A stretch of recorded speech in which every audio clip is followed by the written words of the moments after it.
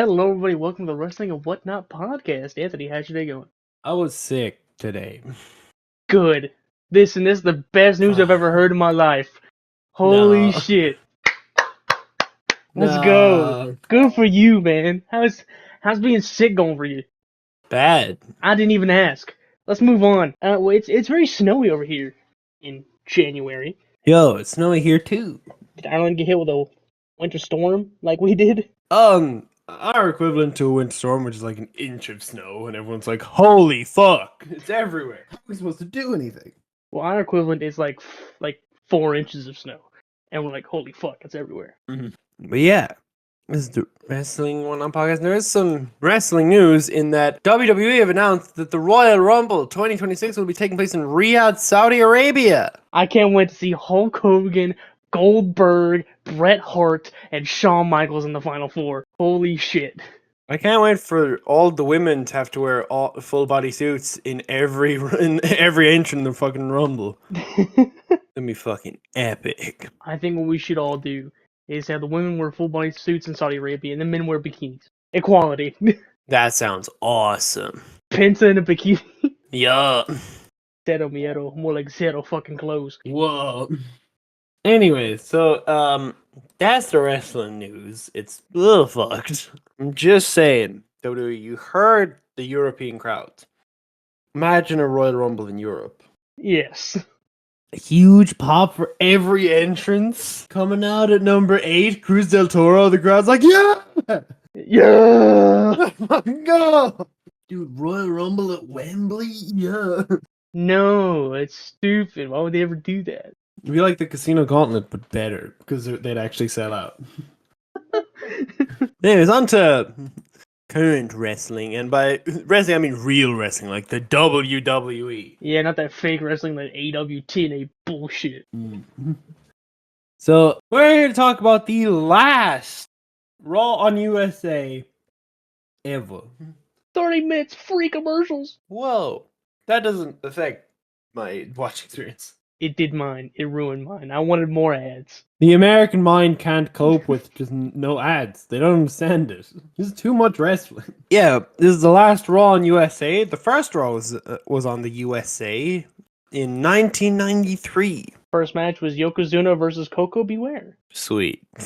Shout out Coco Beware.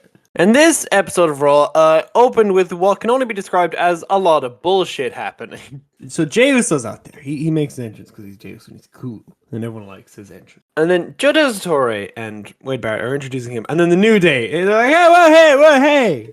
No. Why are you getting out here? But then you can't really hear what they're saying because the crowd's booing them too much. Uso participated in a New Day sucks chant and said, listen, get. Go away. And so then Jey's like, I'm here to call out Drew McIntyre. And then Solo Sikoa appeared on the Tron. And Jey's went, I don't think that's true. That's close enough. Solo appeared on the screen and said, I am going to win against Roman. I'm going to beat Roman Reigns. I'm going to win. I'm going to have the Ulafala as mine. And Jey was like, all right, that's chill. I'm not Roman Reigns personally. And then he turns around and gets Claymore.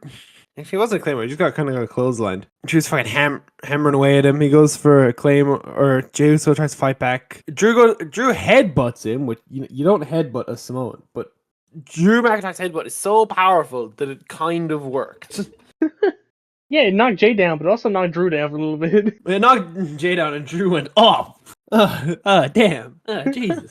He went for the Claymore, but all the referees came in like, hey, man, come on, get on, man. What you doing, man?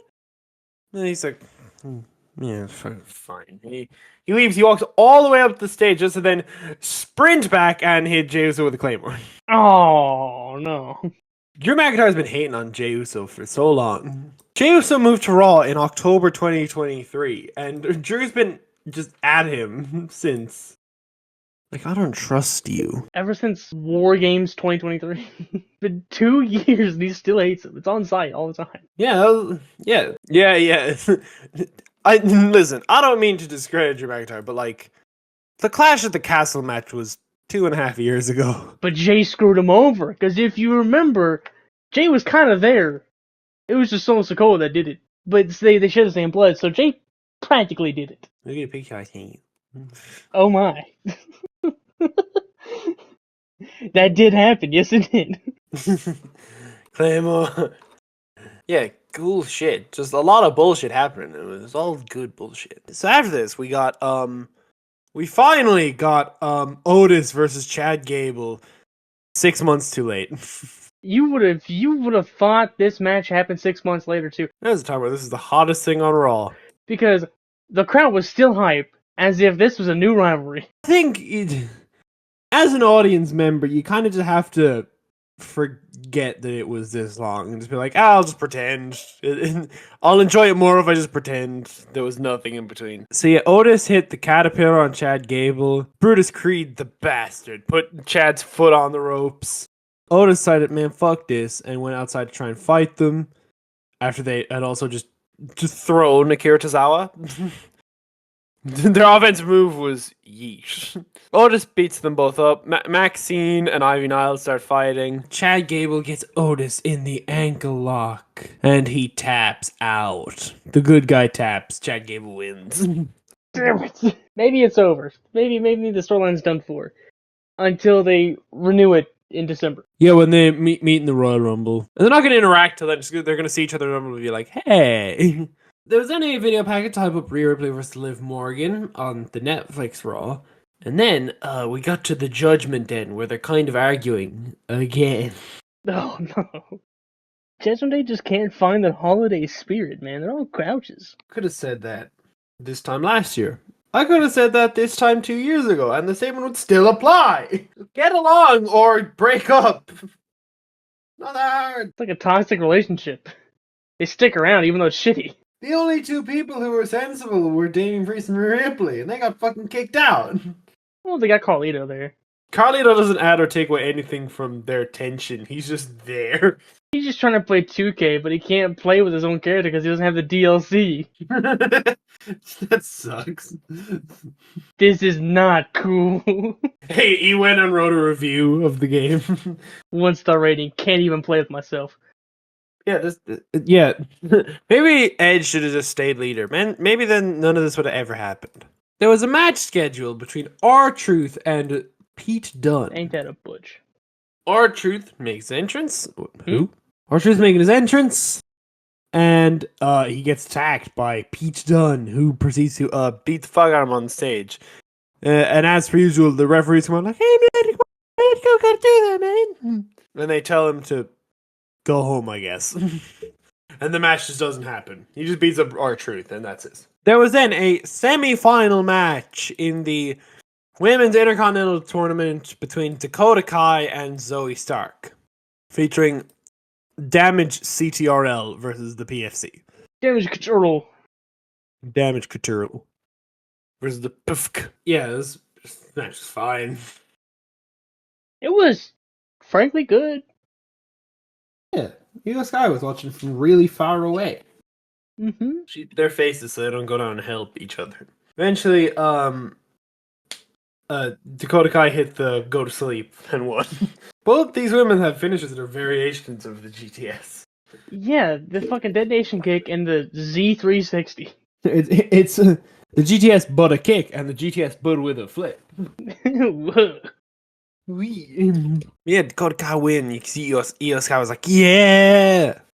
So in the next match, we have the War Raiders of Eric Ivar and Damian Priest versus the Judgment Day of Finn Balor, JD McDonagh, and Dominic Mysterio. I wouldn't mind a Damian Priest War Raiders faction. That sounds badass. Hell yeah. It's just three lads, three dudes. Have you realized how many 3-man tag teams there are now? How many? There's so many, especially with the women's side. There's so many women's trios teams. Just saying, we could have trios tag team titles, because that would be fun. Nah. If AW did it first, it's a bad idea. Anyways, Finn Balor, JD McDonagh, and Dominic Mysterio go into the ring because Carlito doesn't wrestle. No. Carlito, not cool with that. Oh, not cool. It's like ever since that backstage incident where he said I should learn Chinese, they just don't give a shit about him anymore. They even edited that shit out in Peacock. Yeah, it's. Instead of that doesn't work for me, brother. He's like, that's not cool with Carlito. Again, something I said on the podcast a few months ago. Carlito is on $900,000 a year. Understandable. Good for him, man. That's what. That's awesome. Oh yeah, and also, the Judgment Day has new music. Yeah, it's worse. Oh no! Why would Ultra Ridge, man? Out of all the theme songs to change, they chose the best one to change. As in, he chose to change the best one. You could have changed Bailey's theme. You could have changed the PFC theme. You could have changed, honestly, Damage Control's theme. But, however, fuck Edge. And fuck Alter Bridge, apparently. We don't own the rights to the song. Maybe it's one last fuck you from Death Rebel. But it's so generic. That's all their theme songs. At least it doesn't have, like, The Judgment Day as a beginning tag anymore. It does whisper The Judgment Day at the start. Yeah, I'm just hang on, listen to it right now. Let me just get that again. I think it's like Welcome Judgment or something, or Fear Judgment. But it's like whispered. Yeah, like something Judgment, and then it goes into the anyone's music. Ew. That could be anyone's. Fucking, they gotta reuse some like Meechins. Wait, someone from NXT's theme, and no one who know. Genuinely, like, because it wasn't like, sometimes they change the music and you immediately go, oh, they've changed it. There was a few seconds I'm like, who the fuck is this? I was like, Penta? Oh my. I was so confused. Penta's fighting Damon Priest and the War Raiders? That's awesome. Holy shit. And they all come out, they stand in the line, they come through the smoke, and they huddle up, and then they hit their poses. And Carlito's pose is standing next to all of them. Yeah. Very cool. But, then we get into the match, and it's a 6-man tag. It's a fine 6-man tag too. I mean, they're banging. The bad guys work over the good guys in the corner. Finn Balor, whenever Damon Priest got tagged in, went, whoa! No thanks. Not today. And then they cleared out JD and Finn, the big guys, because they jumped the outside, which is mental. How do they do that? Dominic Mysterio set up for the South of Heaven, Dominic set himself up for the South of Heaven. Yeah, that's what happened. He likes boy Damon Priest. He set up for the 619, and as he was running, got hit with the South of Heaven. Yeah, it was like a deep six kind of thing. It was so cool. He spinned him around. It's crazy. I never knew you could hit South of Heaven out of nowhere. That's the power of Dominic Mysterio. Yes, none of it was Damian Priest. It was all down to Mysterio. But then the bad guys went and attacked Damien Priest after the match. Aww. So, backstage, Jey Uso says he wants a match against Drew McIntyre at the Raw Netflix show, and Adam Pearce says, okay. You got it. Yeet. They then play a video package meant to celebrate all the great things that happened on Raw on the USA Network. Some of these clips, I'm like, why? What? Why do we have to see Zack Ryder getting his knees fucked? Why'd they show that fucking celebrity guy punching Dolph Ziggler? Hugh Jackman? Yeah, him. I don't know who that is. Oh. Irrelevant ass celebrity, if you ask me. Who the fuck is the Wolverine? Yeah, I don't know. Why'd they... Edge and Christian? Irrelevant! My favorite AEW wrestlers. Of course they'd be on here.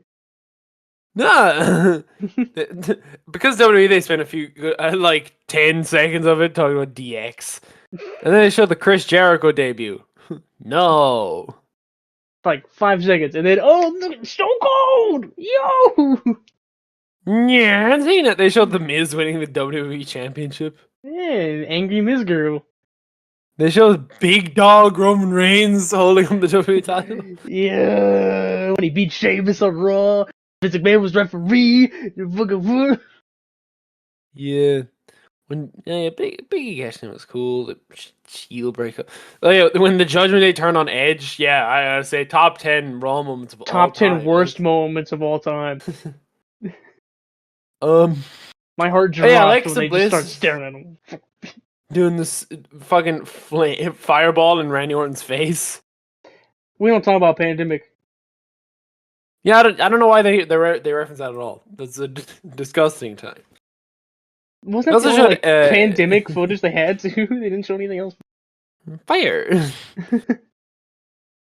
They showed Daniel Bryan doing the yes movement. Yeah, my favorite AEW wrestler. Also showed Eddie Guerrero and China kissing. Hot. Anyways, So what's gonna be? What's gonna be on the next Raw? I think we're gonna get the Hulkster. I mean, it's confirmed that he's gonna be. I think he's opening the show, or something like that. Fuck. It's either gonna be him or Triple H. This is a new Yeah. era, brother. Hey guys, cooking. It's like the moment from WrestleMania 30 with like Rock, Austin, and Hogan, but it's like Cody Rhodes, John Cena, and Hogan. And then not so the different. final boss comes out. Bloodline Rules. Your Bloodline Rules Fatal 4-Way: Cody Rhodes, John Cena, The Rock, and Hulk Hogan. in My favorite 2025. Tribal Chiefs. Yeah. No, it's not for the Tribal Chiefs. It's just Bloodline Rules. The Tribal Chief of the business. How do you do Bloodline Rules now? Because there's 2 Bloodlines. Who decides what the rules are? Solo's like it's going to be no disqualification. Roman goes, actually, I think there should be. What do you think? With Roman's Bloodline Rules, the non-Bloodline person always wins. Unless you're Roman Reigns or Jey Uso. With Solo Sikoa's Bloodline Rules, the non-Bloodline person always wins. Cody Rhodes is 2-0 in Bloodline Rules. He is the Tribal Chief. Yeah, Bloodline Rules. The Bloodline decides the rules. No shit, oh my. But now there's 2 Bloodlines. They both set the rules. The match changes mid-match. They have to vote. All right, Roman, yay or nay? Jay, Jimmy said. All right, Jacob, what's your vote? You Solo. That's not an option. That's not a match stipulation. Tama. Still not a match stipulation. You guys what? Jay Yates. These guys. Tangaloa, eye for an eye. Okay. Jimmy. No Yates. None of these are matches. You said your bits. You know what? Fuck y'all. There's no match. Fuck you guys. You guys suck. So we then see the circle thing that we saw in the previous week with the lion turn, but then a mask appears. Who could it be? John Cena. It's Chris Jericho. He wore that mask the one time, remember? Netflix is Jericho. Comes out the Ring of Honor World Title. Learning tree behind him. Yeah. He comes out with the Ring of Honor World title. Michael Cole goes, "Oh, it's a belt of some indie company." Brian Keith gets on commentary. It's Ring of Honor, dumbass. Ludwig Kaiser comes out here and he says, "I demand all your gratitude for Ludwig Kaiser." Whoa, that's not nobody. He said, he says he does it for Gunther, but now he's doing it for himself. What does it all mean? And he says he wants Braun Breaker to come out so he can challenge him for the Intercontinental title. Instead of that, Sheamus comes out. And for the second time of the night, I thought, Penta? I didn't recognize Interestingly, I the mean- name. Beat up Ludwig Kaiser. I don't know. That's awesome. With Penta driver on Ludwig. So the lights flashed. I was like, "Oh shit, this is gonna be Penta." Penta comes out to fight Ludwig Kaiser and loses. Kaiser's the big Inzi, and Penta's just out. But no, it says Sheamus comes out, beats up Ludwig Kaiser, and hits him with a bro kick while in jeans. Yeah. Yeah. Backstage, we see Penta's future faction mates in the LWO talking to Otis, and he said, "Listen, it's gonna be all right. You know, you lost today, but you'd beat him 9 times out of 10. You know." And then the New Day come in like, "You suck ass. You guys are bitches." And then a match was made, which may or may not be on the Netflix Raw. No one knows. I think it's gonna be the week after. It's Ray Not important enough. and a partner of his choosing versus the New Day.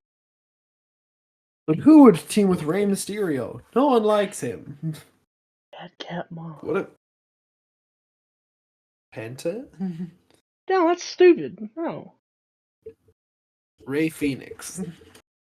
Heavens no. He's still in purgatory. Yeah, that's a crazy way to say it. What if it's Dominic Mysterio? He just comes out with his babyface attire. Completely forget Yeah, the 2 cut years hair, he's been in Judgment mustache Day. gone. Short hair, no mustache. Yeah. What if it's Rhea Ripley? Rhea and Rey Mysterio versus the New Day. Yeah. What if it's Big E? Oh, it's very unlikely, but oh, that would be good. It would be really cool, but I've already sold to this match, and it's not big enough for you on the Raw Netflix. Big E's return needs to be bigger than that. He needs to be in the Rumble. If he's honestly, I'm at this point. If he's not in the Rumble, I don't see him ever coming back. Yeah, but he will be. No, He's gonna enter, he's clear out eliminate those two, hit big moves on everyone. He's gonna be like, yeah. And the whole crowd's gonna be like, yeah. The next person comes out and it's Ridge Holland. and then eliminates Big E, He belly to bellies him out of the ring. and he lands on his neck, breaking it again. No. No, I don't think that's even possible. How would you? I don't think you could belly to belly someone over the ropes and onto their head. Ridge will find a way. It's Ridge. No.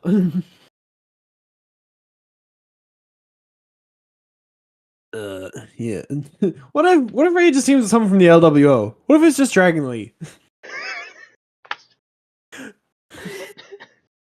And then Penta comes out and joins the New Day. No, it's just Dragon Lee, and the commentator's like, what? Whoa! If you guys haven't seen this guy, he's awesome. Yeah, it's like maybe if you booked him, we'd actually see him. Oh my god, who gets this misery part of me? Oh my god, it's Joaquin Wild! Holy shit! Holy shit! Holy shit! Hit him with the wild shit. thing! Yeah! I have no idea who it could be. So many choices. Maybe it's Lena Vega, you never know. Yeah. She did post on Twitter about Kofi Kingston not knowing what 6 inches look like. Oh. Will do. What if it's Hulk Hogan? Hulk Hogan double leg drop to the New Day. No, actually, that would look bad. Actually, no, wait, never mind. No.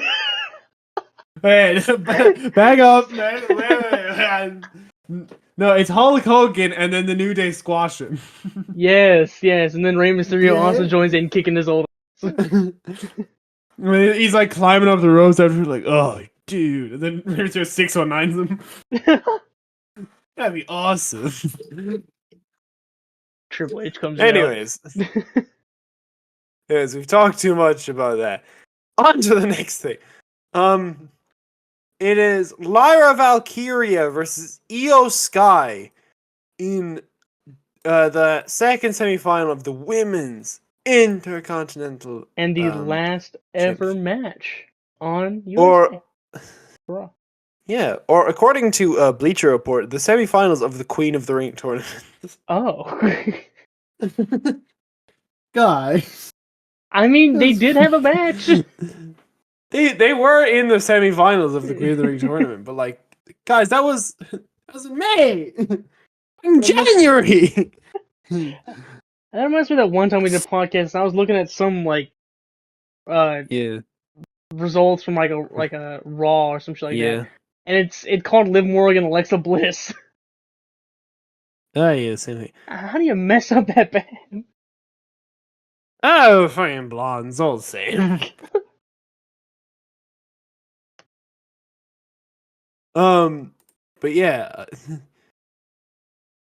So, Lyra Valkyria, was Io Sky for the Women's Intercontinental Championship semifinal tournament, and that's a fucking good match, wasn't it? It was so good. Best, Such good awesome shit. way to end the last ever match on USA for Raw. Such good shit. Good shit, so much better than Yokozuna versus Coco Beware.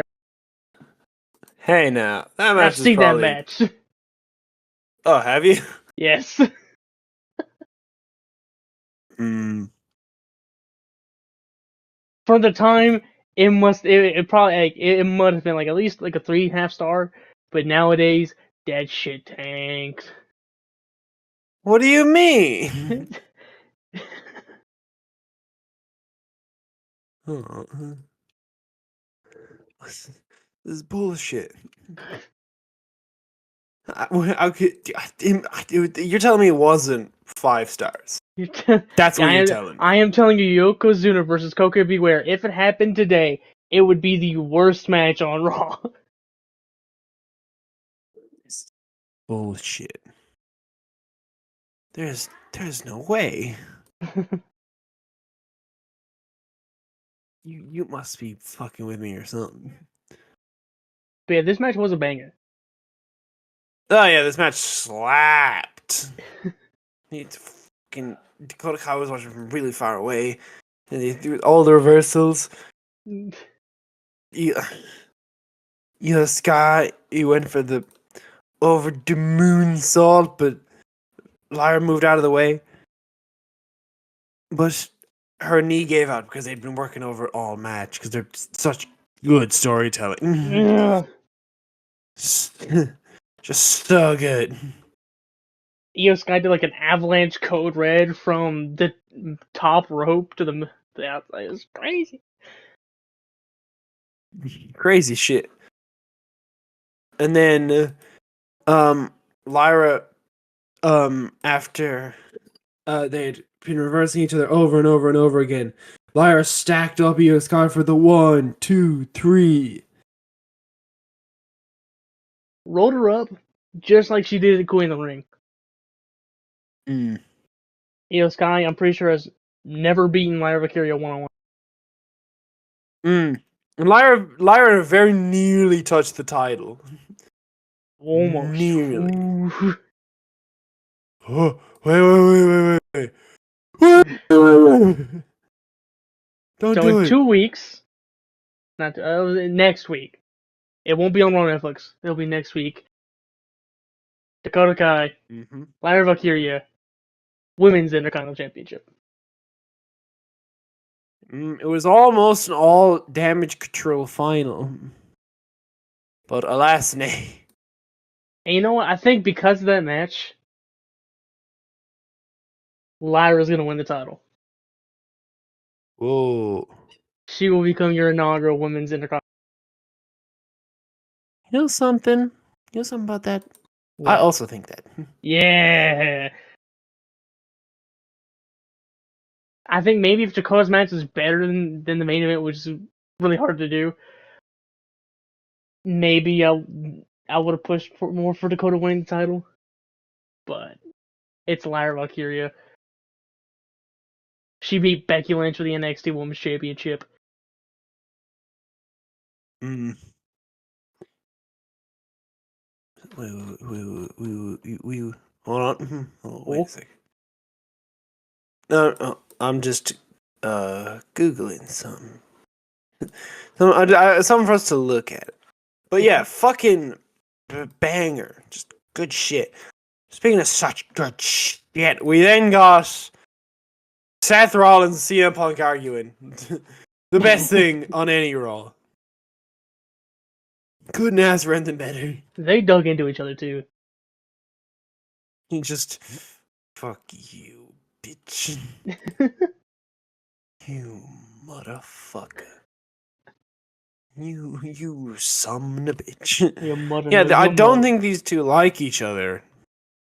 Like, at Nah, all. it's just they're really good friends, you know.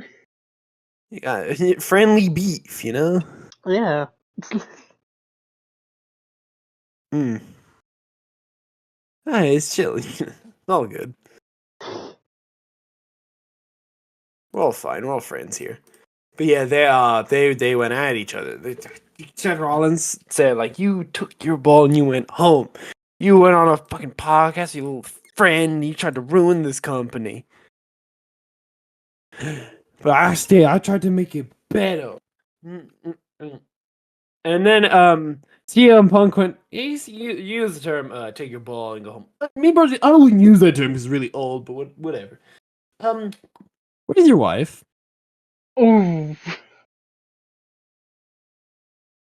And then Seth went at CM Punk for having no kids. Yeah. Strange. Personal preferences. Fucking hell, Seth. He has Larry. That's all he needs. That's his baby boy. Then he booked Raw one night. It was crazy. Yeah.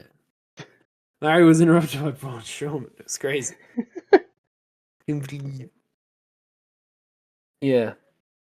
But yeah, CM Punk's, I'm gonna make a fuck ton of money beating you.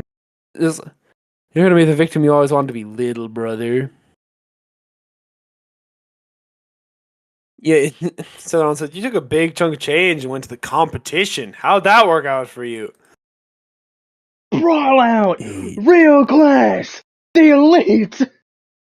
Just gets real up in his face. Jack Perry. Jack Perry. What happened in All Elite Wrestling? Punk. What happened in the company All Elite Wrestling, Phil Brooks, between you, Kenny Omega, Matthew Jackson, Nicholas Jackson, and Jack Perry? After the show All Out in 2021, when you won the AW World title off of John Moxley, 2022, actually. bitch. Yeah, folks, for 7 years, mostly during your television time, they chanted my name. Damn. Yeah, they just went at each other and they ended up staring at each other. Just. That was how Raw went off the air. Good show. Very good hype for Raw's main event tonight. For funsies, I decided to compare the major Raw episodes in the timeline of Raw on USA. Mm-hmm. So they left USA for a bit. So there's two. So first ever Raw, there was a dark match between Bob Backlund and Damian Demento, which ended in a DQ after 7.5 minutes. What do you think the quality of that match was? That would have been a banger nowadays. The Cheetah Kid defeated Johnny Rotten in another dark match. Another banger. Yokozuna defeated Coco Beware in 3 minutes and 45 seconds. Shit. The Steiners beat the Executioners in 3 minutes. They Banger. probably beat the fuck out of them. It must have been a really stiff match. They whooped the shit out of Executioner 1 and Executioner 2, which was their actual names. Shawn Michaels defeated Max Moon, retaining the Intercontinental title in 10 minutes. Possibly a banger. And then The Undertaker defeated Damien Demento in 2.5 minutes. So Damien Demento lost in the dark match after 7.5 minutes by DQ, and then lost on the main card after 2.5 minutes. He was in the very first match of the night, technically, and the very last match of the night. Except for there was a dark match after the show where Crush beat Bam Bam Bigelow by DQ. What is with DQs in 1993? Holy That doesn't work for me, brother. How about you lose? Actually, that doesn't work for me, brother.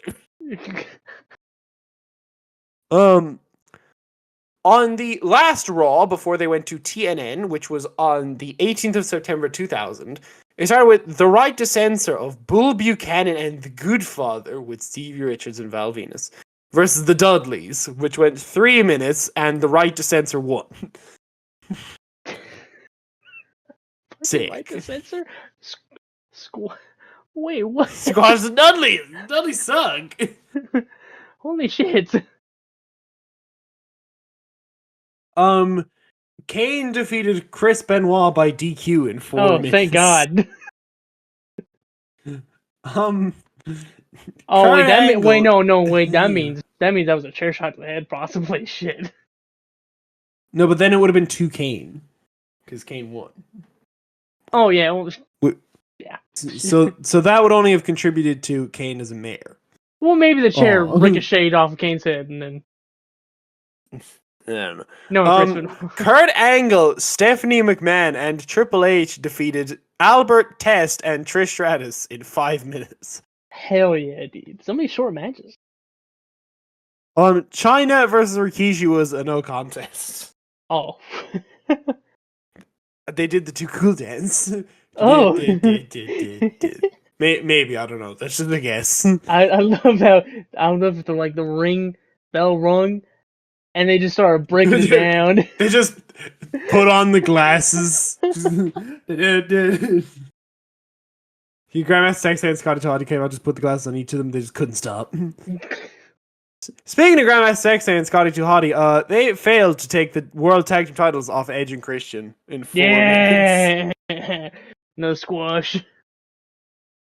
And then in the main event, The Undertaker defeated The Rock in 4.5 minutes. Okay, so none of the matches... So the longest match was 5 minutes, and it was the 6th man. None of the matches hit 10 minutes. Holy shit. And you know what? That Raw was probably a banger, too. Hell yeah.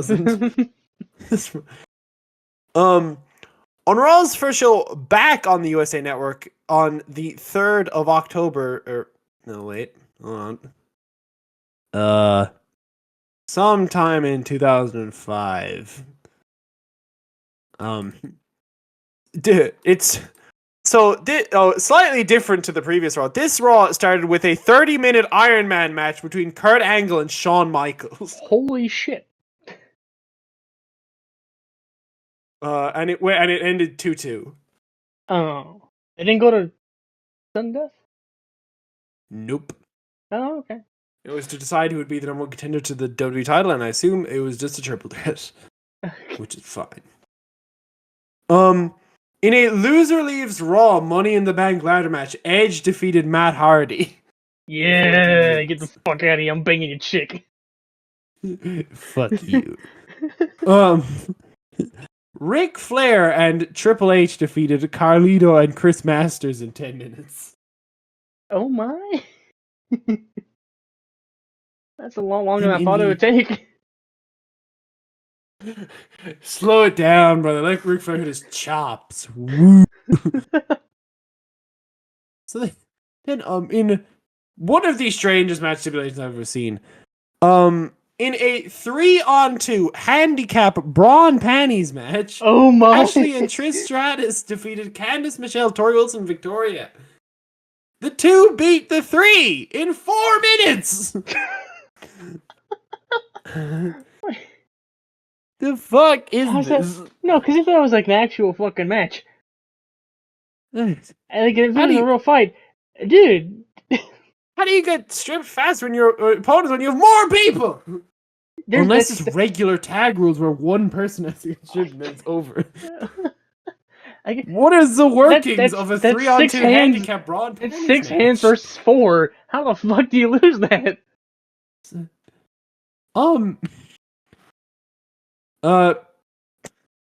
Batista, Chris Benoit, and Rey Mysterio versus Christian, Eddie Guerrero, and JBL went to a no contest.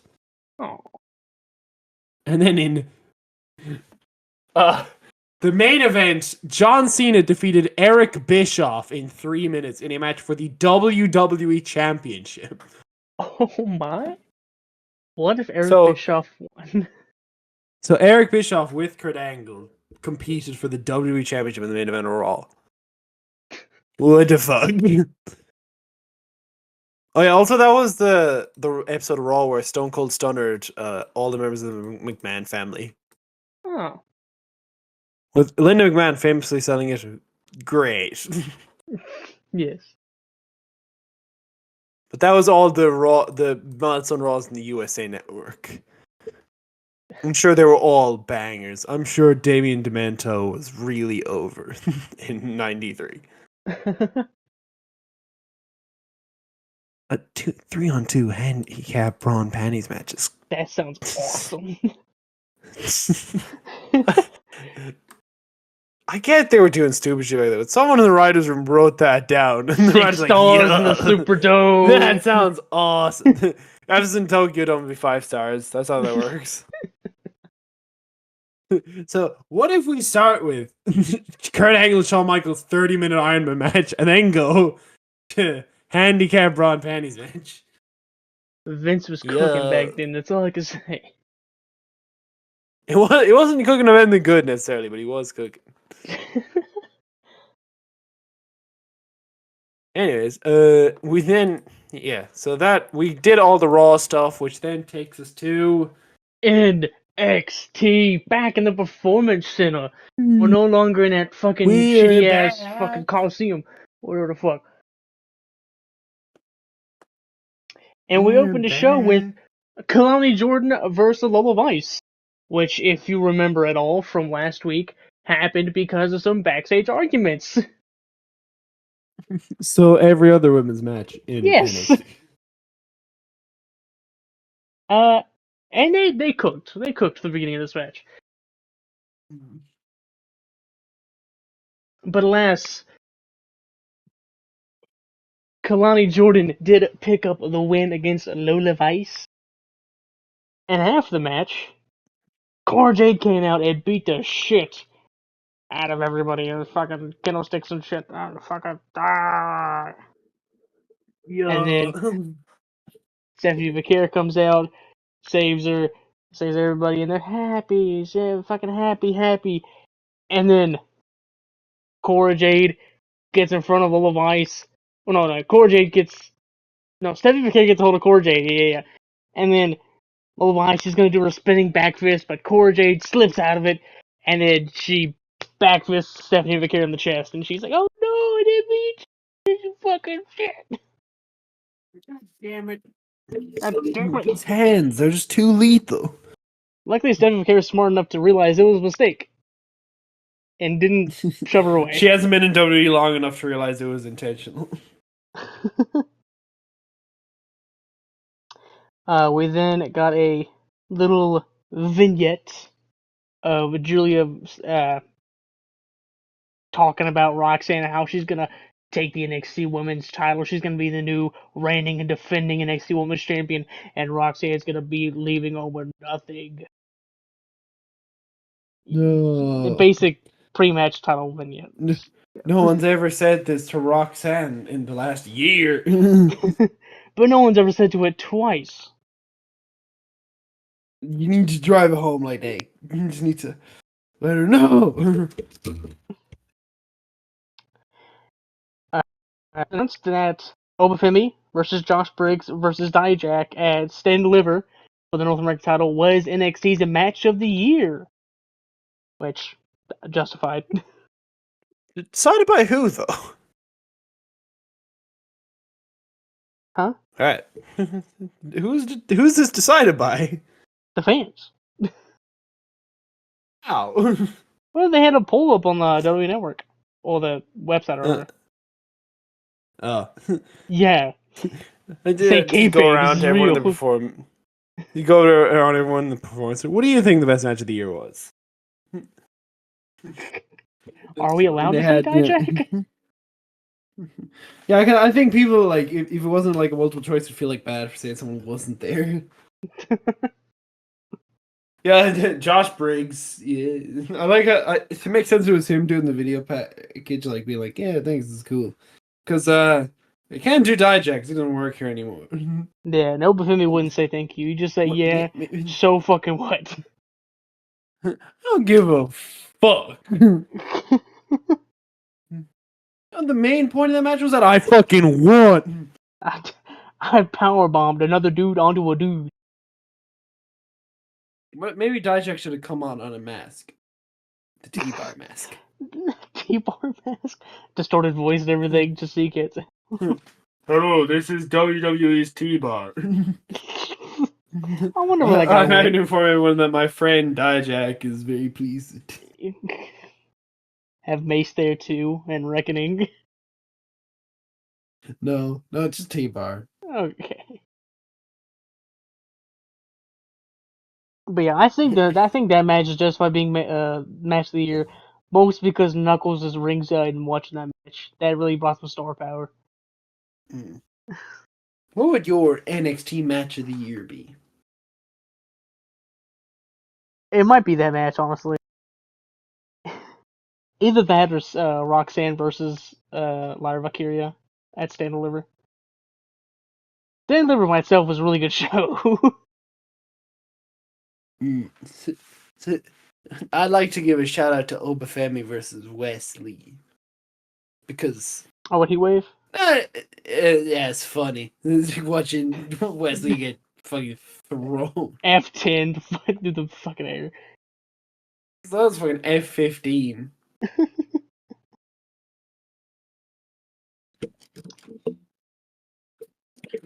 Yeah, good match. Meaty. Meat. Okay, we then get backstage to Cora Jade, Vicaire, Jordan, and Vice arguing and everything. You're telling me there's an argument in the NXT women's locker room? Yes, it's crazy. Is that what you're telling me? And Ava Raine comes out and says, you know what? All four of you women will be in a fatal four-way next week for a chance at the Women's North American Championship. See, Ava is the exact kind of person you need to be NXT GM because it wouldn't work if their approach was anything but, "All right, you guys fighting? Go have a match. Just do it." There's no other resolution. Just go have a match. Yeah, good. Smart strategy by Ava. Okay. We then get a little interview with Sarah and Cedric Alexander. She's asking how Javon Evans is doing after his jaw got snapped by Ethan Page last week. And Cedric, he says Javon's doing fine. I mean, it's kind of hard seeing him in a hospital bed when all he can do is text me what he wants and how he feels. But he's gonna make sure that Ethan Page gets what he fucking deserves. And Ethan Page comes out. he should have just put his mate. How's Javon? Oh, he's fine. Alright, moving on. he's good. Yeah, but he mentioned how Javon's jaw was wired shut. He had to text through his phone. And Ethan Page comes out and he says, you know, Cedric, you don't want this match. Because if you have this match, you're going to end up the same thing. You're going to end up the same way Javon did. And you'll be sitting right next to him in the hospital. What if someone like challenged you for a title and you're just like, you don't want this? No, you don't. No, you don't. Yes, I do. That's what I'm asking. No, you don't. No, You don't understand what you're asking for. So, no, I can't give it to you. It wouldn't be right. But we have the match, and Cedric proceeds to get his ass beat by Ethan Page. What the fuck? And what what the do you hell? know? That's not what I expected at all. Ethan Page doesn't even hit him with the Ego's Edge. He Ego's hits Edge. him with a Twist of Fate. Yep. I mean, I guess old habits die hard. But yeah, he wins with a Twist of Fate, man. It's a sign the Hardy Boys are coming back. Holy shit. After the match, Ethan Page drags Cedric Alexander to ringside, gets a toolbox from under the ring, places Cedric's hand on where the lid would shut on the toolbox, and slams the lid shut, breaking, quote unquote, breaking his fingers. That son of a bitch. What? You like to have on so much. Why don't you stay in the hospital bed next to him? Well, what do you know, Anthony, that the NXT moment of the year was Joe Hendry making his debut. Sweet. He doesn't even work here. He is now a TNA's Wrestler of the Year Until. and NXT's Moment of the Year in 2024. Sweet. He's just He that is damn the cool. moment.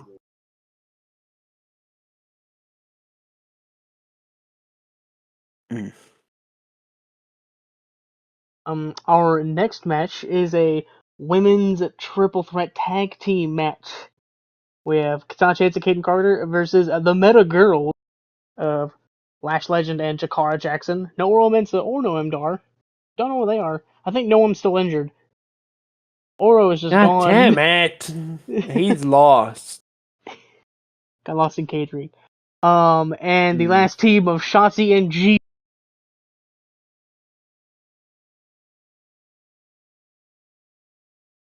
I will say another thing where I was eating dinner. Did not get to see this match. You just hate women, huh? I don't hate women. I just have to. I get really hungry when women's matches come on. Man, sorry. Man, I'm just gonna get. Don't go to wrestling show then, because how's it gonna look if all the women come? You're just suddenly like, ah. Fuck, I need a hot dog or something. Salivating. Ugh. Yeah, that's what I'm saying. That's what it looks like. All the women come, you start licking your lips. No, wait, no, not like that. No, wait.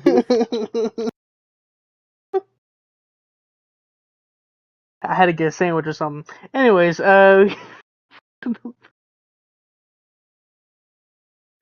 Yes, it was great, fantastic, 10 out of 10 match. It was actually the greatest wrestling match that's ever been seen. yes, and it was because the Meta Girls won and defeated both other Yeah. teams. Yay. Anyways, we come backstage and it's been announced that Fraxium is NXT's Tag Team of the Year. Who would have fucking thought? I mean, of course they are. Tag champs are like mostly. At least it feels like it. Yeah. Oh, they're celebrating backstage, and then OTM come out and like, yeah, you fucking you ain't a tag team. Man. Half the time, Fraser's going for single gold, and Axiom's getting his ass beat by Oba Femi. You guys ain't a tag team like us, the team that's never won tag titles yet. Be for real. You ain't come out the mud like we did.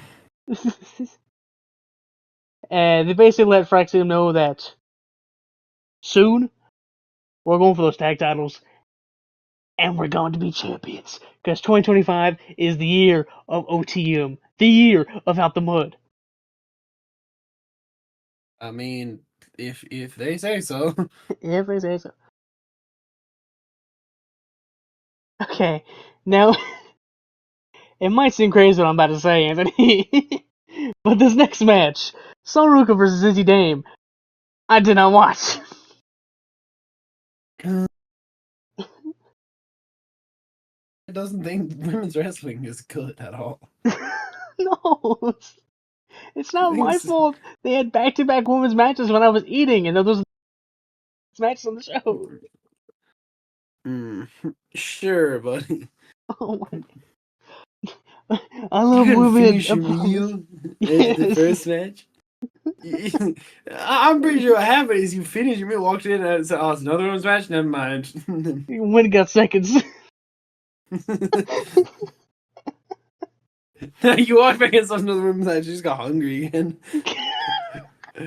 Oh Fuck. shit, Sol Ruka. Where's the sandwich?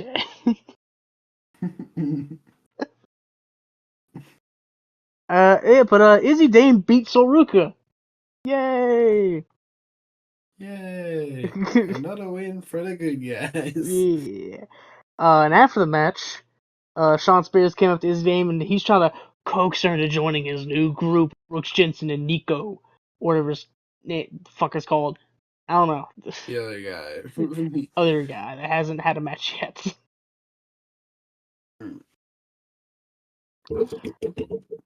We cut to Ava Raine and Lexis King, and she tells Lexis to give back the Heritage Cup because it could not be won by disqualification, even though it blatantly says that in the rules. Yeah, what? Apparently, didn't read the rules. apparently the cup can change due to disqualification or knockout, but not when Lexis King does it. Is unfair discrimination. And so, in fact, they'll have a quote-unquote sudden death match. Not death match, but like a sudden death. So a singles match is what you're telling me. Exactly, it is a singles match for the Heritage Cup, which has no heritage rules at all. Listen, we fucking complain about like all the different words for like no DQ matches. You can't change the name of a singles match.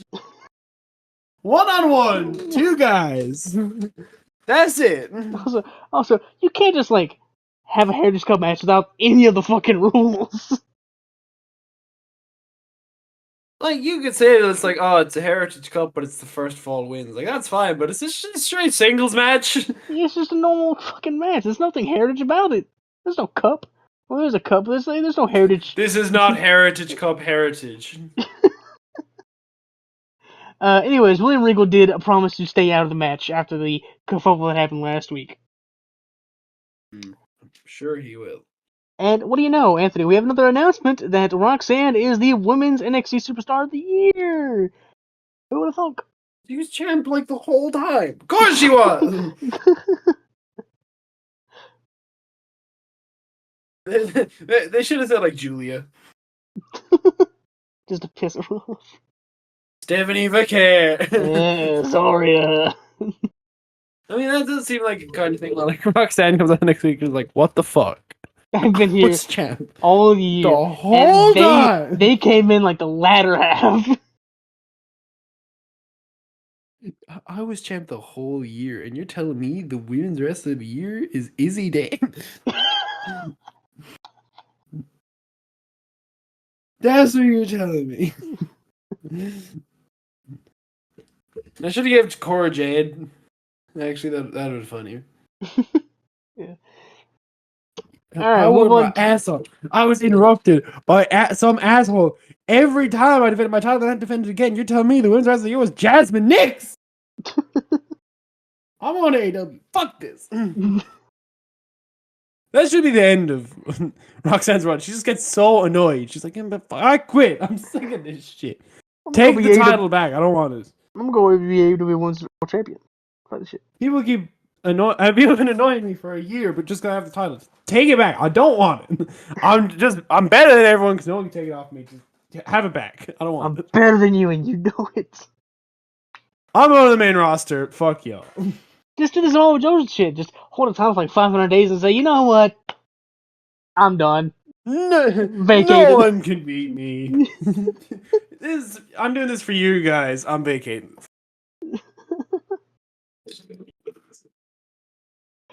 Alright, move on. to the next match of the night, which started with a, say with me now, a backstage disagreement. What the hell? But this time it was the men. Rarely happens with the men. What? I thought they were supposed to be the reasonable ones here. We can't trust the men to be civil. Who can we trust? Tyreek Eagle and Tyson DuPont with Wes Lee started having a very, very mean discussion with Tank and Hank. They're very mean people, okay? Tank and Hank's not taking it too lightly that Wesley's famous assholes. mentoring these two younglings. He's corrupting their minds with his dark ways. Uh-huh. And so Wesley says, okay, fine. 3-on-3 match later on tonight. Tyreek Igwe, Tyson DuPont, and Wesley versus Tank and Hank and whoever the fuck you can find back there. And they agree. And this is the match. Wesley and, as SmackDown Hotel calls them, TNT come out. And then Tank and Hank come out and they say, hold on, we found our guy. And they point to the ramp. And it's Andre Chase! Yeah! He's coming out. There's no music or anything. He's just walking out. Looks like a divorced dad. He's looking like bum-ass Corbin. Sad Chase. He comes and out. soon he will be happy Chase. He's like, do I really have to do this? Like, he's just. He's too Chase. much of a He's nice guy to say no. He's just Andre now. Oh. He should start a new thing, a university, Andre University. Andre U. ANDREU. What's that spell? Andre U. But most of the match is Hank and Tank working on Wesley and TNT until they get the hot tag to Andre Chase. He gets in, he starts whooping some fucking ass, and then he gets, I'll say Tyreek down, I forgot who it was, but Tyreek's down on the ground, and he's looking like he's setting up for the Chase U stomps, but then he looks at the Chase U section, and there's no Chase U shirts. It's just regular fans. What's the point anymore? All around me are familiar faces. So he doesn't want to do stomps. He sadly walks out the ring, walks up the ramp, as Tank and Hank get fucking steamrolled. 1, 2, 3. Wesley and friends win.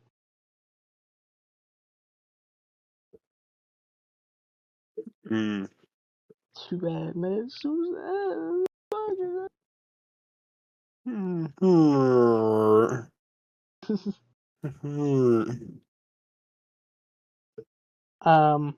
We then go backstage, and Kale Dixon, back from neck surgery from Braun Breaker earlier last year. He's back at NXT, no longer on Raw. And he's like, yo, Chase U, when's it coming back, man? I want to enroll next year. And she's just like, no. It's just looks at him and goes, watch the product. Watch the fucking product, kid. What'd you send me?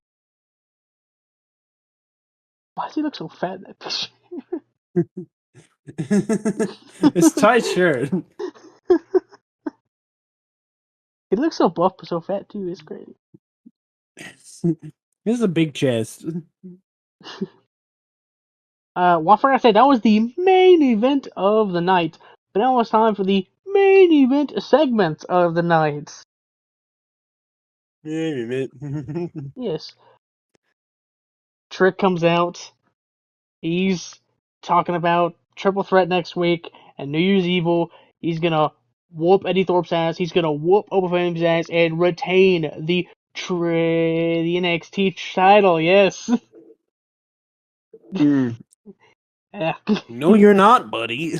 Because Open Flame comes out. He's like, "Ooh, I am the. Oh no, I'm sorry. Scratch all of this.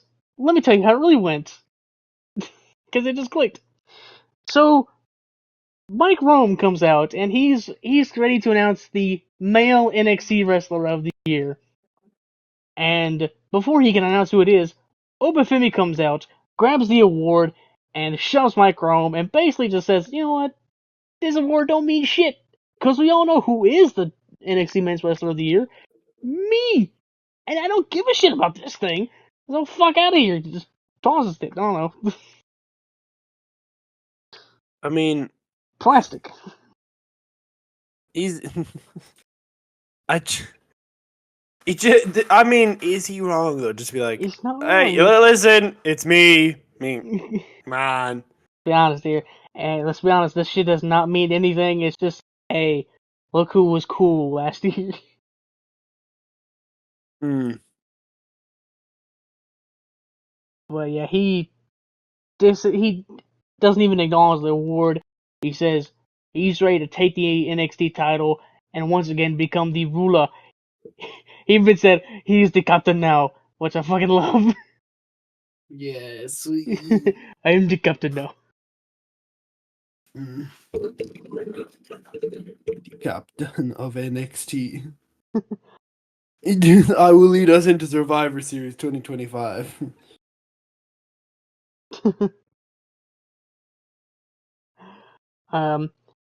Trick Williams comes out, and he basically refutes all the things that Obafemi says. He says that you're never gonna, because I'm the state champion, beat your ass.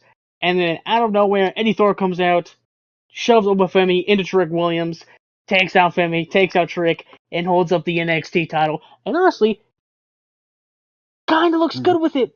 I don't know. Kind of looks good with the belt. I think he's good with any title. I just saying, man. Shawn Michaels, look at this picture. Look at Obafemi with the title. You want this, don't you? Let's be honest. This is what you want. This is what you need.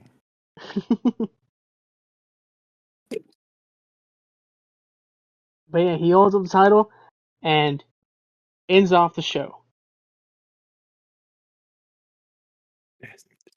I mean, Which means Eddie Thor just clearly win the title.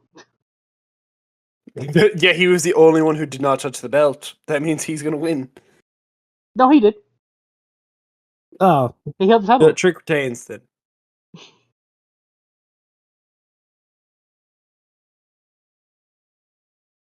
Then I suppose we take us to SmackDown. Dynamite. Oh yeah, SmackDown. Yeah, fuck yeah. Yeah, SmackDown. So the year opens as it means to carry on for WWE with Cody Rhodes. Oh my. Comes out and says, listen, my neck's fucked. I'm not cleared to wrestle. But I'm going to anyway. Whoa.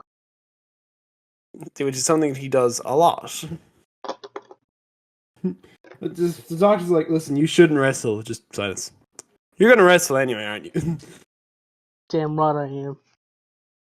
But then he was interrupted by Drew McIntyre. Hey. He comes in, gives Cody a hug, which he said on Twitter. He was trying to get a closer look on the tattoo, and it is even funnier in person. So, Drew McIntyre said, listen, I've been fighting the good fight, but I need a friend to fight it with me. And Cody Rhodes said, what the fuck? What are you talking about? And then Kevin Owens came behind and attacked Cody Rhodes. Aww. And then Drew McIntyre just dipped. He was like, oh, hell no. Not my problem. And yeah, the two fought. They were separated by security. And just, yeah, the standard for those two.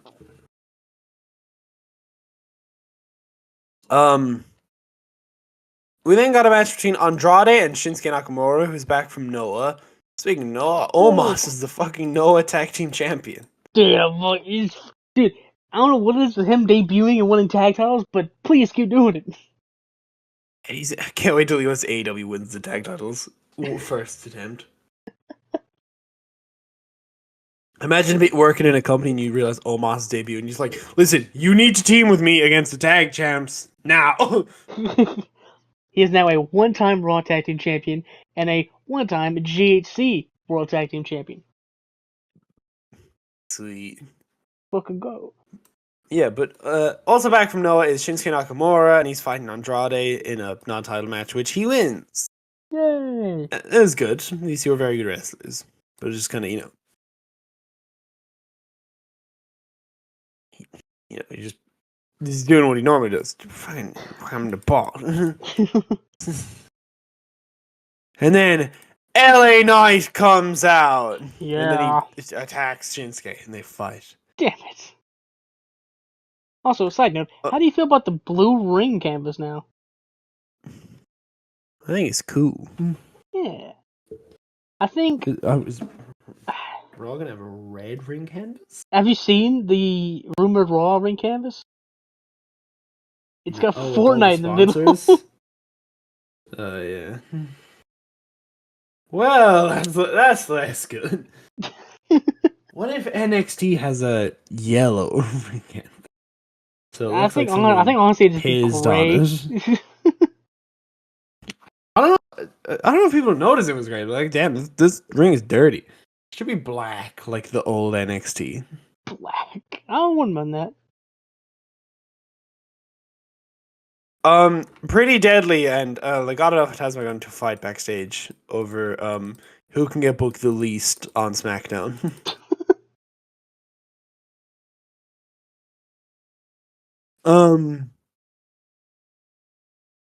So after last week, where we got Chelsea Green's inauguration speech as Women's United States Champion.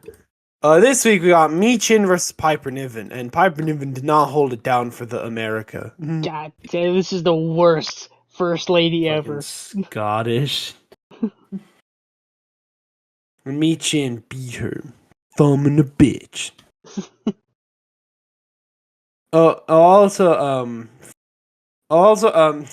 Michin used the tactic of twerking. Hell yeah. To throw off Miss Green. She's been doing a lot on house shows. I saw her do it at a house show. She just be doing it, huh? Yeah. And yeah, she won. Seems to be not being held down. Then Paul Heyman comes out for a promo.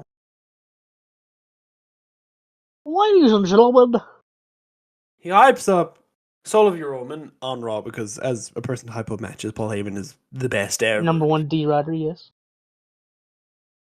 No, that's not no. Oh. Paul Heyman talks about matches, it's like, this fuck yeah, this is awesome.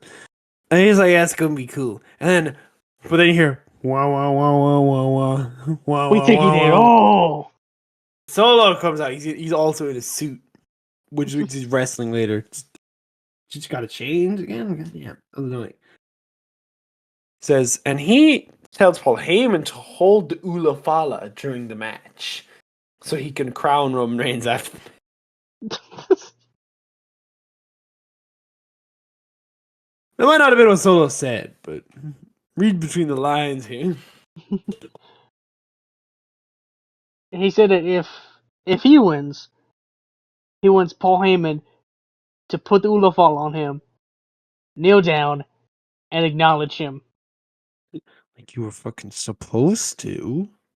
But if somehow Roman wins, then he'll get down on his knees and he will acknowledge Low blow Roman Reigns.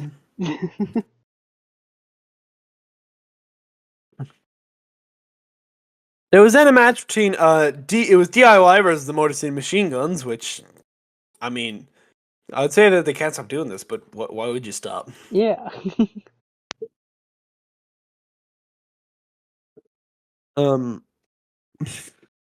This match was pretty good. It was in a "This is awesome" chant, but then all the stars are here. Pretty Deadly show up and cause a distraction. Then Legado del Fantasma come out and cause a distraction, and then the ref. And then they do the fight, and their fight goes in the ring, and the ref goes, nah, I can't, don't want to do this.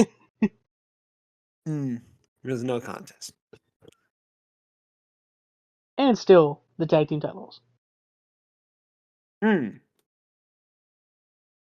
And then in the semi-main event, we got a big match, which was Naomi versus Nia Jax for the women's championship. I'm so pissed. I left this because this was I Because I you turned off- hate women. No, no, Clearly. it's not that. No, I love Beachin versus Piper Niven.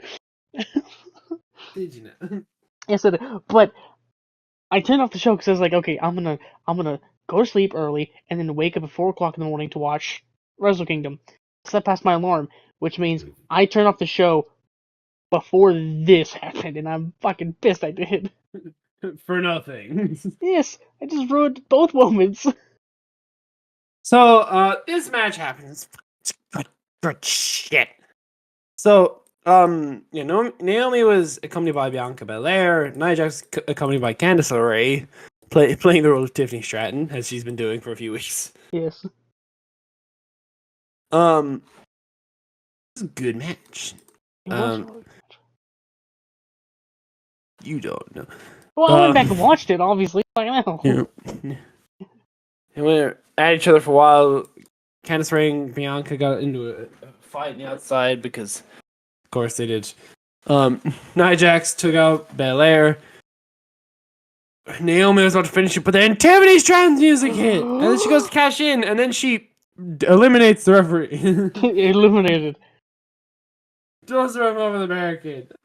What did he do, man? Oh. Could have just said nah, actually, but he just threw his ass over the barricade. While the other ref wasn't looking, she hit Naomi with the briefcase, and Nia Jax proceeded to hit an annihilator onto Naomi's pelvis. Aw. That probably sucked. Yeah.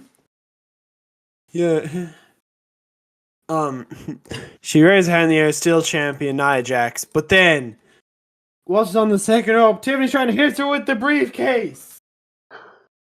And then Candice goes, "What are you doing, man?" And then Tiffany hits her with the briefcase. Ah. Bianca comes in and hits a KOD on Nia Jax, and Tiffany throws her out the ring. And then she cashes in. The Money in the Bank hits the prettiest moonsault ever and becomes the new women's champion. So fucking good.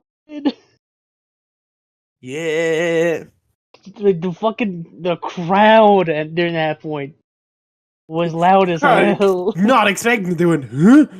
Huh? I didn't think she was gonna cash in on some fucking random SmackDown. Which is exactly why she cashed in on some random SmackDown. Also, Nia Jax needs better tag team partners because every one of them has turned on her. She hasn't turned on them. Just give Candice LeRae a few months. She'll do it. I know, like Alexa Bliss, cashing on Nia Jax in Money in the Bank for the Raw Women's title. Shayna Baszler broke Nia Jax's hand. Tiffany Stratton cashes in on her some random SmackDown. As soon as someone gets the briefcase, Nia Jax should just like disassociate. Be like, "Nah, I don't know you. No." It's happened twice now. It's not gonna happen again. Fucking blonde. Fool me one time, shame on you. Fool me twice, shame on me.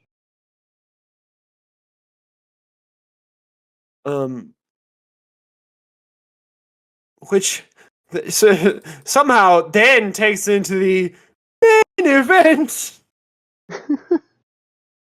That was not the main event, as the main event was the Bloodline versus the Bloodline. Oh my. Which Lillian Garcia announced them as Sammy, Jimmy, and Jay, the Usos. That was sick. Also, use the Usos' old theme, please. Oh yeah, because they just came out to Jay's theme. I get that's not made by Def Rebel. I get that means you have to pay money. Fuck you. Well, it's just him, Like- Moose. Him and his other partners. His two brothers, Sammy and Jimmy.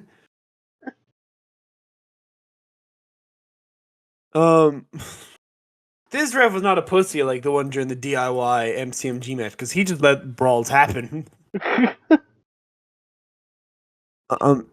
People did the fucking yeah with Tama Tonga, and all the crowd did the I love You!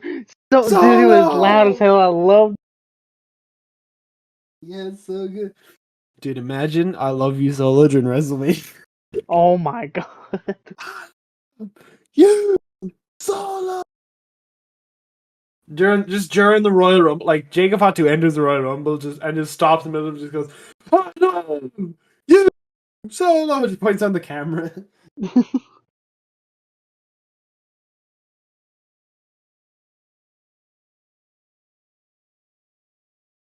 Oh, yeah, this match went a while. Everyone got to do cool shit. Uh-huh. Jacob Fatu especially does all the cool shit.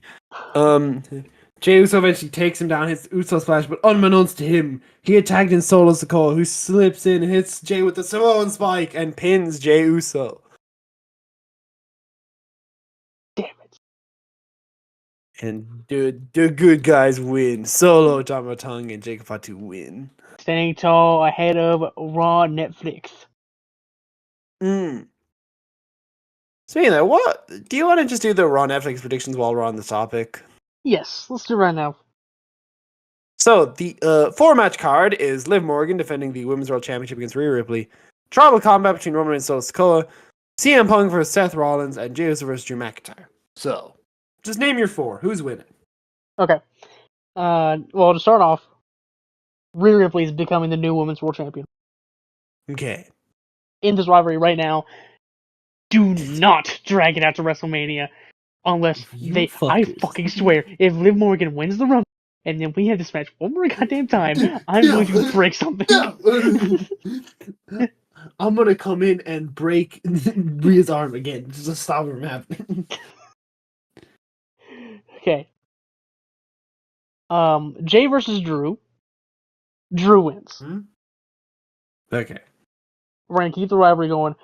I think his next match will be maybe a little mini match against Jimmy Uso, and then honestly,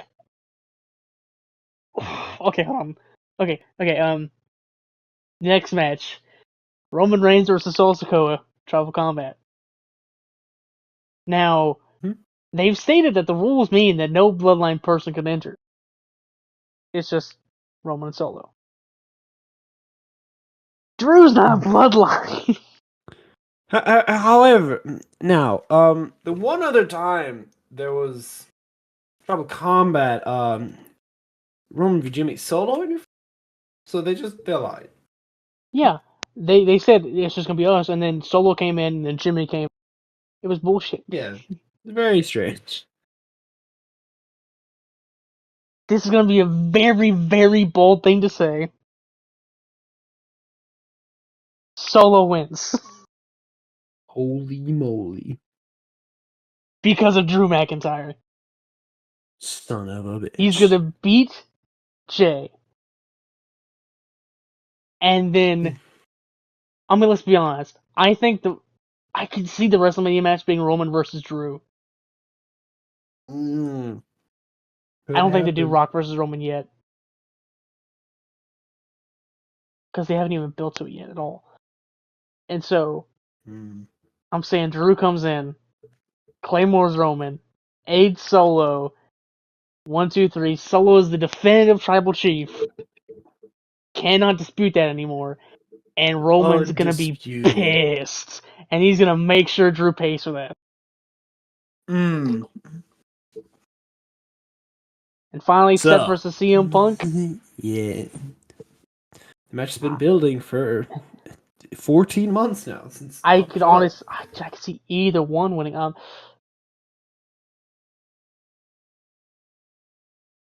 Maybe some bullshit happens. What if Drew McIntyre interferes again? Imagine. Maybe some bullshit happens and it's DQ or no contest. See, now, as much as that's a good way to drag out the feud. Main event of the first Netflix Raw. Come on. They're building this like it's a WrestleMania. CM Punk wins. Oh. That's my 4th. What makes you upset CM Punk wins? I don't know if there should be a definitive winner yet. I think track this out to WrestleMania. What if CM Punk comes up to This Fire Burns? They could not have a definitive winner, have maybe a one-on-one match at Royal Rumble, then a match at Elimination Chamber, or be in the inside the Elimination Chamber. and then have a blow-off match at WrestleMania. I think that's what they should do. Okay, so Rhea Ripley wins, and then that is it. It's over. Yes. Liv Morgan can finish second in the Rumble for the third year in a row. I say Drew McIntyre beats Jey Uso because the 4 members of the Bloodline just can't beat him. Yeah. For some reason, they just can't. Sammy can never That's exactly why win. he's in it. Jimmy's gotten his ass beat a few times. Jay can never win either, so it's all up to Roman. Solo. So, did I talk you into the head? No, I have a different. Okay. It's not Drew McIntyre that interferes. It's The Rock. Oh, damn. So you're building the WrestleMania. Yeah, I say it's Rock Roman. I think that makes sense. Okay. Because I think Solo fits the role of the kind of guy who'd be like, yeah, I'm the tribal chief and the most powerful person ever. When he's really under the rocks, though. Yeah. Also, could just do a storyline of like the Rock just looking at Jacob Fatu being fucking hell, you're good, and then Solo be like, what about me? But yeah, I think The Rock helps Solo. And then like Heyman's about to put the Ulafala on Solo, and Rock goes, "Give me this," and he puts it on Solo. Oh. For no reason, just like fuck him. I do this. I am in charge. Me. And then CM Punk versus Seth freaking Rollins. CM Punk squashed. Do you remember when CM Punk had to go to sleep and won the AEW Championship in 3 seconds? I think we should do that, brother. Not really. I think this match will be a banger. It's 2 former Ring of Honor World Champions in a massive match. And yeah, I'm saying CM Punk. Yeah. Because I think if you want to further the storyline, I think Seth Rollins would be more pissed about losing to CM Punk than the other way around. Yeah. I just imagine the idea of like Seth loses and he's like in the ring like, no, I was supposed to protect this place from him. No. Grabs his hair, fucking wraps it around his head. Unprotected chair shot. Straight to the head. Yes. Fucking full of blood. Get a concussion! Fuck you! CTE! Yeah. Any other predictions you like to throw out there just for the show? John Cena's to come out, and then let's say fucking like Grayson Waller interrupts him or some bullshit like that. Impromptu match, squashes Grayson Waller. Done. I mean, yeah, you're probably right. That's quite accurate. I think he will have like an impromptu match in the show.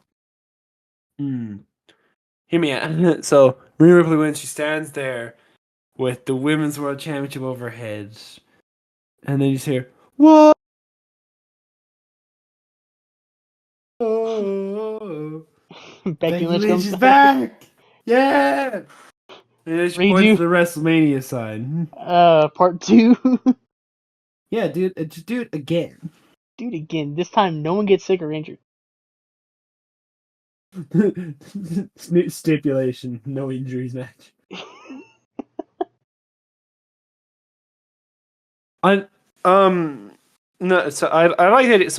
Promo of like Becky Lynch comes out and says, "I challenge you for this because I shouldn't have lost it. Let's be honest, fucking Dominic Mysterio.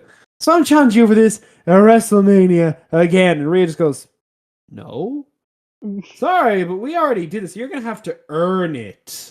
Not in a heel way. I mean, come on, we did this. Yeah. Why would we drag out? Why would he have the same match for the Women's World Title over and over again? Just zooms out. You see Liv Morgan.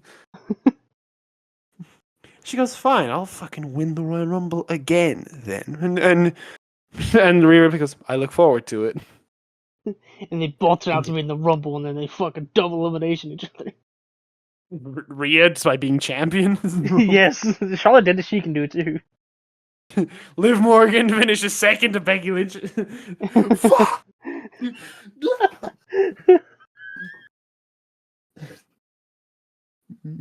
Son of a bitch! And then Hulk Hogan's gonna be there. He's gonna forget all his lines, and then we'll just move on. Yeah, Hulk Hogan's gonna come out, then New Day's gonna beat his ass, and then Rey Mysterio's gonna 6 him. Yeah. Just remember, we didn't say that on the podcast. But yeah, that'd be. I don't know how they're gonna fit him in or Logan Paul. Yeah, it's gonna be big. It might be 3.5 hours. Like, I mean, it's not like they didn't give an exact hour on when it would end, so it could be 2 hours, 3.5, like you said. 5 hours. 6 hours. Double Raw.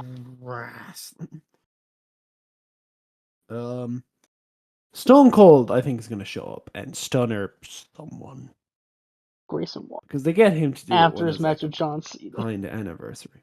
He's gonna stunner John Cena. Oh my, WrestleMania made Finally doing it. him. No, he should stunner Dominic Mysterio. Yeah, that makes sense. Yeah, Or just stun the entire Judgment Day, including Raquel and Liv Morgan. This is after Ripley's match and after not Becky Carlito though. Yes, he's about to stunner not- Carlito, but then Carlito spits the apple in his face and then hits the overdrive. No, dude, imagine a JD McDonough stunner cell. That's gonna be awesome. Dude, that big ass. He's gonna fly. He'll do 3 flips in the air before he lands. It's crazy. And then the Rockways thing where he stands back up and falls down again. And Triple H is going to say a new era. It's the new era. It's gonna be the Triple H era. I don't have any. There's also gonna be like 1 or 2 random legends who are there and everyone's like, oh, it's them. Huh. The Rock. Not an awkward. not an awkward. It's kind of it's those guys. It's gonna be the Rockers after they had the collision segment. Sweet. Yeah, that was predictions for that, and all we have to do now is look at the results of Wrestle Kingdom and Wrestle Dynasty. Yes. Show that I got more correct. Maybe. Okay, so I guess I'll go first for Wrestle Kingdom 19. Sure. Okay. Haruki Goto won the Battle Royale for the number contendership of the IWGP World Heavyweight Championship, and he last eliminated Great O'Khan. I said Paul White. I say Kenny Omega. Fuck. We were both. I was kind of close. I was closer. My guy was on the show. On Wrestle Kingdom 19? No, he wasn't. He was in the building that the show was taking place in. I guarantee you, Paul White was not. Maybe. How do you know you? He's traveled to Japan to do nothing. No way. Yeah. Yeah, New Japan locker room pops big with he's a big show. No BS. Well, yeah. Okay, well, give us the first match then, Smarty Pants. The Ichiban Sweet Boys defeat the Intergalactic Jet Setters, Catch 22, and Bullet Club War Dogs. We both said Bullet Club War Dog. We're fucking idiots. Ew, stupid. At least I was right that Kushida and Kevin Knight lost the tag titles, because Kevin Knight's contract is coming up, so why keep the belts on them? None of us said Ichiban Sweet Boys. Yeah. Sorry, Robbie Eagles and Kosei Fujita. Shout out Robbie Eagles. He's also a former Bullet Club member. And I think TMDK member?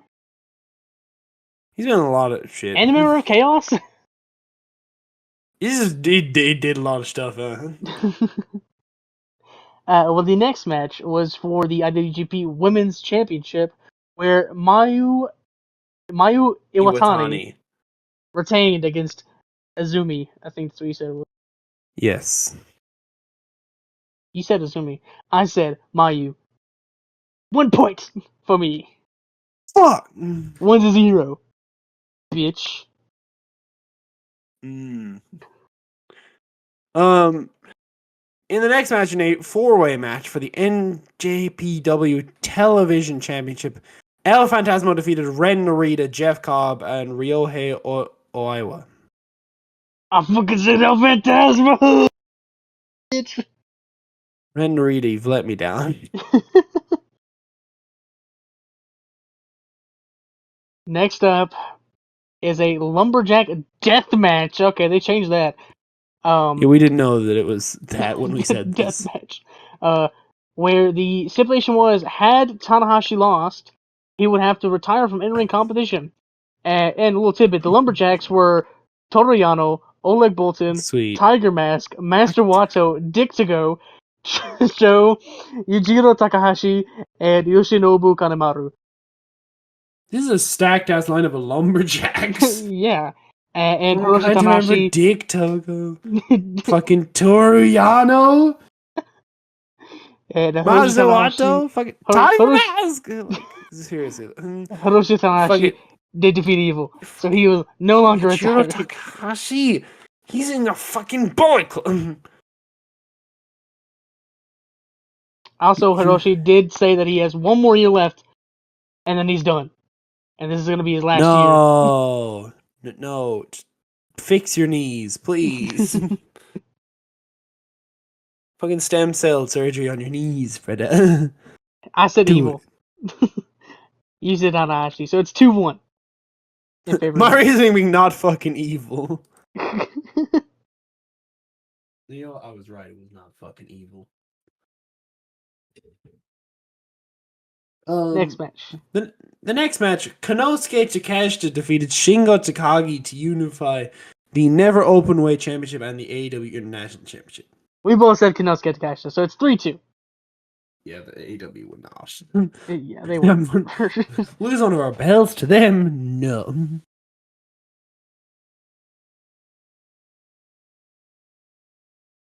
Well, the next match. Yeah, the next match is for the IWGP Junior Heavyweight Championship, where El Desperado defeated Doki via referee stoppage, and he's the new champion. He kicked too much ass. Which is a complete 180 from the next night. So, I think I said El Desperado? Or do we both say Doki? I don't know. I think we both said Doki. I think we're both wrong. Okay, yeah, it's still 3-2. Still 3-2.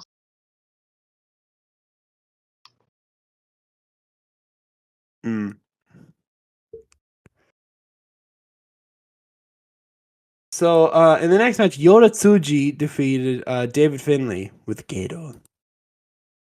I said David Finlay. So did I. Still 3-2. Gotta do it. Fine, we're bad at this. In the next match, Tetsuya Naito defeated Hiromu Takahashi in a special singles match. I think I said Hiromu. I think I also said Hiromu. Because you said something about Tetsuya Naito never being able to beat him or something like that. No, I was saying Tetsuya Naito never gets the job done on the big stage. Yeah. I thought he put his own faction mate over. I was wrong. No, he said that's not going to work for me, brother.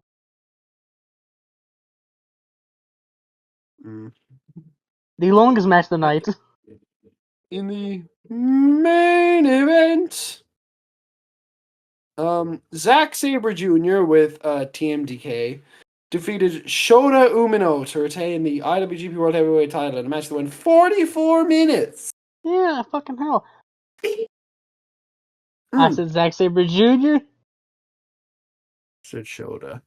So it is 4-2 currently on predictions. We're gonna pair this up with the Wrestle Dynasty ones. So you got 4 out of 10, and I got 2 out of 10. Damn. Well, carrying Fucking over hell, to we suck balls. carrying over to Wrestle Dynasty, I'll start off with the first match. It was the finals of the International Women's Cup in a Fatal 4-Way match. The winner receives a Women's Championship match from the participating promotion of their choosing. Still don't know what the fuck that means. Anyways, it was Stardom's Momo Watanabe who defeated AEW's Willow Nightingale, CMLL's Persephone, and Ring of Honor's Athena. I said Willow Nightingale. I also said Willow. Well, shit. It is still 4-2.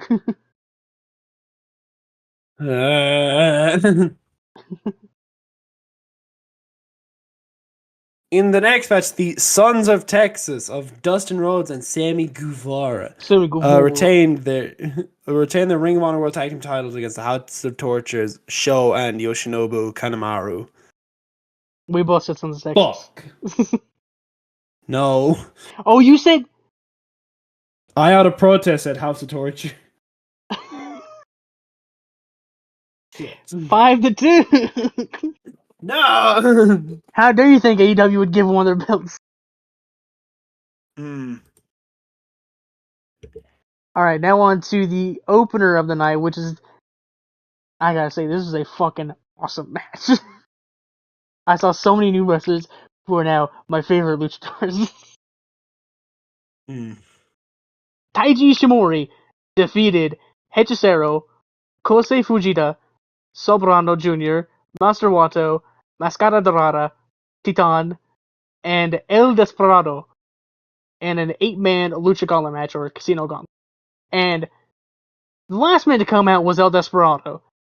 And everyone stopped what they were doing, looked down the ramp to Desperado wobbling down. I don't know what the fuck he was on. And he's so scared as all 7 men rush up the ramp to just beat the shit out of him. Sweet. They drag him back inside the ring, and then they all stand in a circle around him, and then hit like so many wastelands. Sacrifice it. They just beat the hell out of him for like a solid 3 minutes.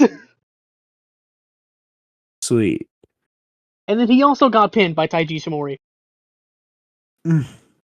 But I don't even know who I said for the 8-man Lucha match. Because it was to be determined. I think we both said Teton. Yeah, we both said Titan. And he lost. He didn't get pinned, though. Desperado got pinned. Still 5-2, though.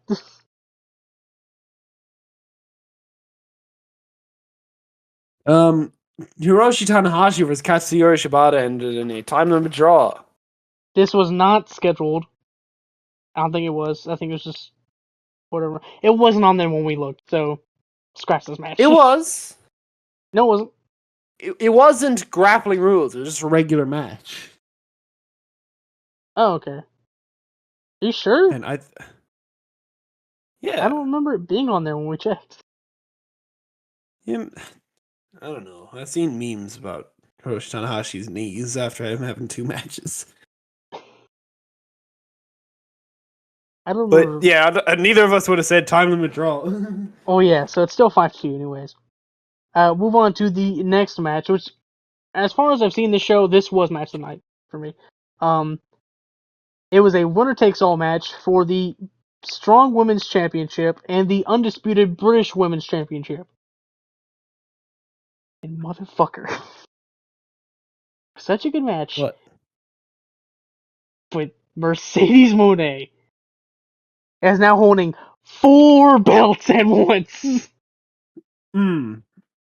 She's holding the Rev Pro Women's Championship, the Queen's Championship from like a different promotion, the TBS Championship, and now the New Japan Strong Women's Championship. Holy shit! She's holding like 4 women's world titles in like 4 different companies. Yeah, she's the British Women's Champion. Sweet. I think we both said Mina, right? I remember saying Mina. Yeah. Yeah, so it's still 5-2. She should not have lost that. Mercedes does not need 4 belts. She just needs 1, and that's the TBS title. She needs it. No, she doesn't. It's the bell collector, that's her gimmick. That was Kenny Omega.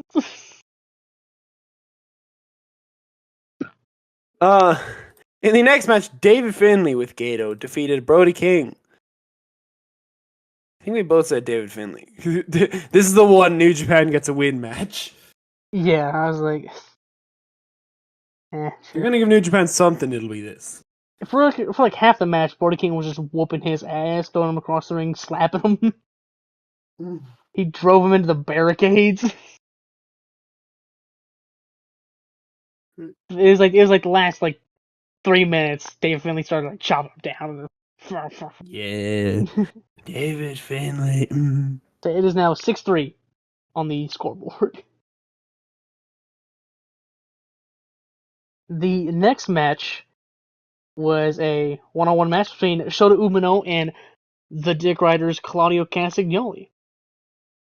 I was right, you were wrong. Fuck you. This is the first time I could say that. Yeah. Shota Umino. I had faith in you for Wrestle Kingdom. You let me down, but you got me back with this one. Score is 6-4. my exact prediction was Shota Umino is gonna beat Claudio Castagnoli and then later lose to Jon Moxley. So we'll see when that happens. Well, the next match of the night was for both the Never Openweight Championship and the National Championship. Konosuke Takeshita defeated Tomohiro Ishii. Sweet. We both said Konosuke. So the score is now 7-5. Got a few more matches. The Young Bucks defeated the United Empire's Great-O-Khan and Jeff Cobb, as well as LIJ's Tetsuya Naito and Hiromu Takahashi to win the vacant IWGP World Tag Team Championships. I said the Young Bucks. Yeah, so did I. Score is now 8-5. 8-6. Yeah, 8-6. After that, we had the IWGP Heavyweight Championship, which wasn't a title match when we checked, because Yota Tsuji was not champion at the time, but now he is, so it was the title. But now it is. And Yota Tsuji retained the IWGP Global Heavyweight Championship against Jack Perry. Nice. I think we both said Yota? I don't know. I forget. I can't remember. Yeah. Yeah. You said Jack Perry. No. Oh. Because I was doing a bit where he's not my TNT champ anymore because Adam Copeland's back. No, I think originally it was David Finlay versus him, right, or some shit like that, and yeah, but now it's I don't remember. It was some we're both right. Everyone wins. Yes, it was oh yeah, because none of these title matches happened yet. It was oh well, yeah, of course Zack Saber's gonna lose to Ricochet because it's non-title, and it's oh of course Yosuji's gonna beat Jack Perry even though the title's not on the line because it's the Global Heavyweight Champion.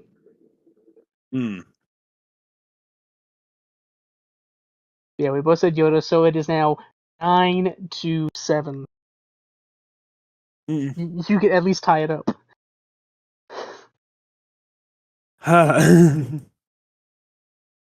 Well, no, because we picked the same thing for the next match. It was Kenny Omega versus Gabe Kidd.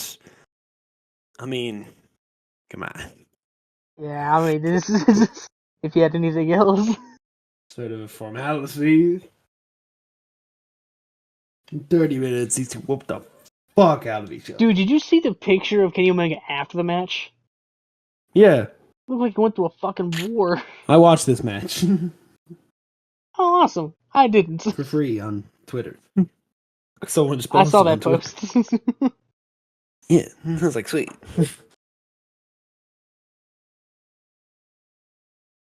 But yeah, Kenny Omega won. Went for like half an hour, and yeah, the Kenny's back. Let's hope. Gabe Kidd was fucking awesome too. Oh yeah, it's Gabe Kidd. But I hope he wasn't in too much pain during the match. I hope he can still wrestle regularly and not like yearly. Mm. I want to see him like an AEW favorite or something like that. Mm. All in. Yeah, we both said And Kenny then Omega, so it is yeah. 10-8. And then in the main event, Zack Sabre Jr. defends the Ring of for the IWGP World Heavyweight Championship against Ricochet, and he retains. I said Ricochet because this wasn't a title match when we first looked. It was just a one-on-one match. Ricochet. Mm. You said Zack Sabre Jr. because you were smart enough to possibly guess that Yeah. this could have been a title match. Mm. Ricochet. Yeah, no chance. Zack Sabre Jr. crushed him, destroyed him, finished him. Not really, but you know what I mean. So we end off the predictions with a score of 10-9 in favor of your boy. I think he cheated. No, I didn't cheat.